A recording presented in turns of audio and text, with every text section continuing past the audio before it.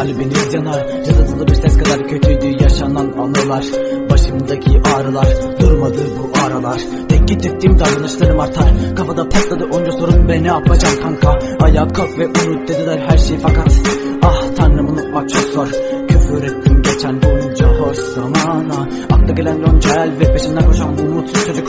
Unutulan oldu, mahvoldu kalbim. Ne yapabilirim, sevemem mi oğlum? Bilemem ne oldu, oyunlar kuruldu. Hep başıboştum, koştum, söndü birden hayallerim. Sona yakınken bittim, yoruldum. Kendimi bulmak adına çok çaba sarf ettim, hepsi nafile. Bitti sevgim yarısı üstümde, o gözümde tam bir kahpe. Bitsin ah be gelmesin fakat her şey gelir üstüme.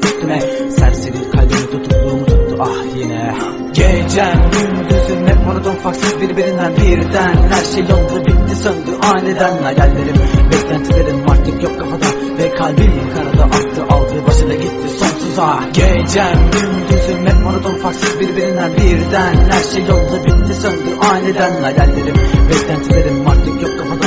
Ve kalbim karada aktı aldı başına gitti sonsuza. Живея монотонно, само проблемите менят се. Щастливите ми мигове на пръстите броят се. Слушалките ме пазят от обидите на хората. Само в музиката мога да намеря опората. Разбито е сърцето ми, не мога да обичам тези, които ме обичат. Наранявам, не отричам, че съм груб, безценен, заслужават, но такъв съм. Живота промени ме и ето вече дух съм. Затворил съм се в себе си и никой не допускам. Не общувам много, защото много трудно се отпускам. Не изпитвам вече чувства, сякаш нямам вече нужда. Всеки опит нараняваме и омразата събужда. Породена от неуспеха, тя бързо ме превзема. Предавам се и точно тук ми е проблема. Преди не се предавах, аз се борих до последно, но отказах се.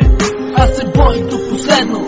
Gecem gündüzüm hep monoton farksız birbirinden birden. Her şey oldu bitti söndü aniden. Hayallerim beklentilerim artık yok kafada.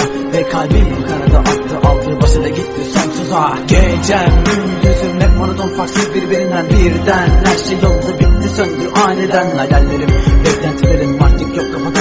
Ve kalbim karada aktı aldı başına gitti sonsuza.